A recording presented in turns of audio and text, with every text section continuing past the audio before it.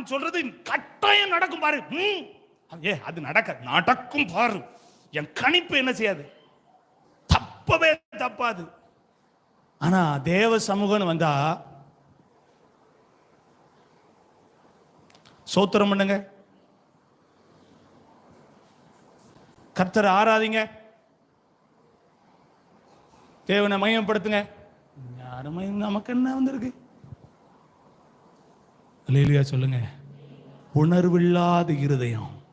தேவன் யார் என்று தெரியும், அவரை எப்படி ஸ்தோத்தரிக்கணும் தெரியும், அவரை எப்படி மகிமைப்படுத்தணும் தெரியும். தெரிஞ்சும் கூட என் வாயை திறக்கலனா, தேவனை மகிமைப்படுத்தலனா, என் உணர்வில்லாத இருதயத்தை கர்த்தர் பார்த்துக்கிட்டே இருக்க மாட்டார்.